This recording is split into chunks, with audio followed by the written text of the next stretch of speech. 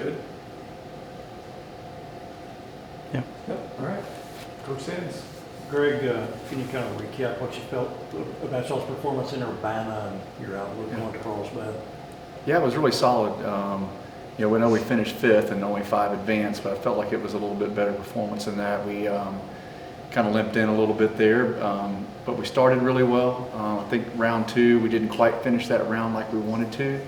But then, we knew it was at stake in round 3 and really got back to the process, and guys were really focused in on taking care of the stuff they can control. It felt like that was a lot more like round 1. So it felt like we played kind of 2.5 good rounds and a little sloppy on 1 9 holes that almost cost us making it. With Callum shooting 68, 69, 70, if I remember correctly, how was his play in relation to how he's played this spring?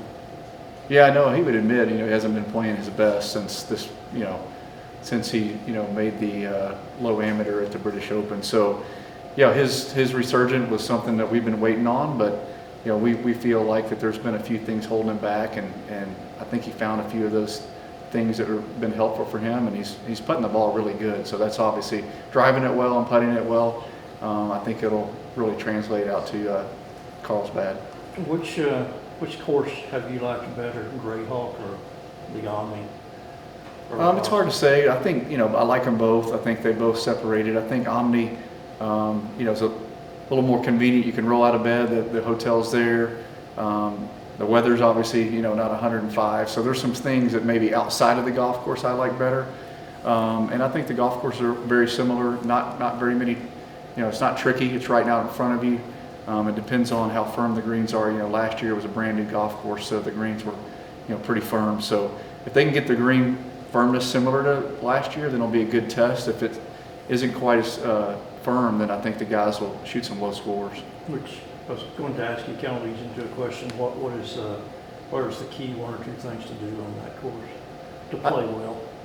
Yeah, I think keep playing. You got to get through some hard holes as a team. There's a few holes that you want to get through and not have not make some doubles. You're going to make some bogeys out there, and you're going to make some birdies. But getting through some of those harder holes is key, and then taking advantage of some par 5s. We didn't quite do that last year, and staying away from some big numbers. We didn't do that as well as we needed to last year as well. You mentioned Callum playing well in the regional. Mm-hmm. He obviously had a pretty good showing last year in Carlsbad as well. Is that something that can carry over? I mean, just the success from a year ago there?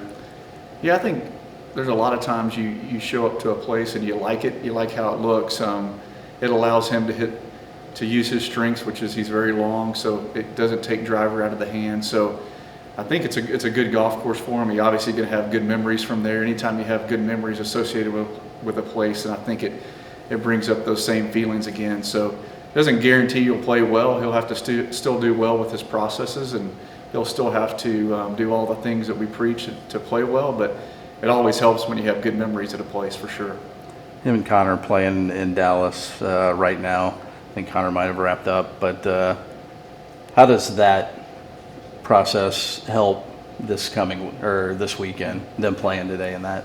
Yeah, I think they get to go play with some pros there and get to see that these guys are doing things very similar to what they're doing. Their talent level is very similar. It comes down to some maturity, some experience, some probably mental game stuff. So that all helps when you get to go do that with a bunch of guys that are playing professionally. So I think he started really well. I think he got it to 4 under at one point, but had a couple hiccups, and we'll be interested to see what happened there and if there's anything to learn. But he got himself into contention there, and that's probably a good thing for him to experience for sure. Asking Charlie about subbing them last year. How many guys do you get to travel to national? Yeah, 6 guys travel and then 5 play, so you have 1 sub at all times. So you're who's your sub? Sean Keeling was our sub at the regional. He'll be our sub for nationals as well. Coach, can you just talk about the golf program? 23 years making the NCAA Best of All Athletics, 5th straight now to the NCAA championships, and Texas Tech golf is a household name.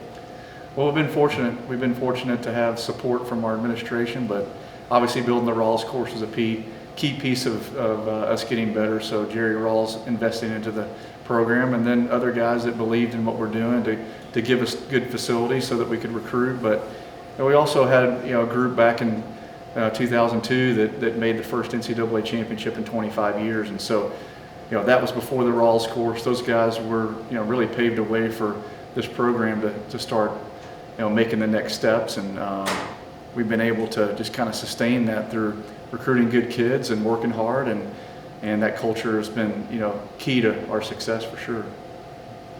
Is there some kind of little plaque or anything for Callum at the golf course there? Do you got like for that first hole-in-one at the golf course? Is there? I don't know. There might be. We might have to go find that though. That's a good idea. I'll definitely remind him when we get to that. Oh, I'm sure he'll be looking for it. Your regional, I guess, at Urbana, North Carolina not making it was kind of the shocker. When you looked around the other regionals, what other things kind of caught your eye? I mean, you always see some things happen that you wouldn't expect at a regional. Kind of like the softball regional yesterday with A&M. When you put your season on the line and it's a short season, so to speak, you got 3 rounds to extend your season, things happen. I think LSU missed. They were ranked number 6. They were playing some really good golf, so that was probably the biggest shocker of all of them. But they've got a good program, and it wouldn't surprise me if they bounce back from that. But yeah, that was, you're going to see some things. You just hope you're not, a part of that. And lucky for us, we trained advancing all year. We trained for postseason, and now we get to hopefully do the easy part and just stay in the present and execute our shots really good and enjoy the fact that got us here. Well, and I was going to say, the cliche in golf is you can't win it on the first day, but you can shoot yourself out of it on the first day. That kind of happened to y'all last year, right? Early.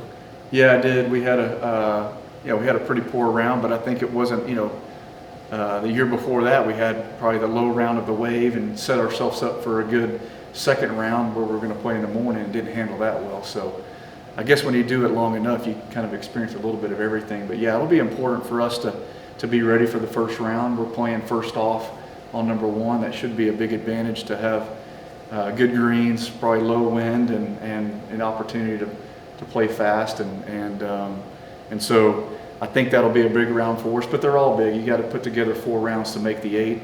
You don't have to play perfect golf, but you don't have to have a round that's going to take you out of it. That really has probably been the nemesis the last couple of years, is having that one head-scratching round that takes you out of it. So y'all already had your tee time then? We do, yeah. And y'all are going to be in the first group? First off on day 1, yeah. We're first off in the wave, and we're a morning wave Friday, and then afternoon wave so I think it's I want to say 6:50 Pacific time, and then 11-ish. Don't quote me on exactly, but 11-ish on Saturday. So how did they determine that? It's all seedings. So the top 15 teams will go late early. We're 17 seed, so we're the top of our wave, so we get to go at the front of the wave, but we're going early, late, first 2 days. And then it's based on score after that. Right. All right. Thank you, Coach. Thanks, Coach. Thanks, Coach. Good luck. Thank you.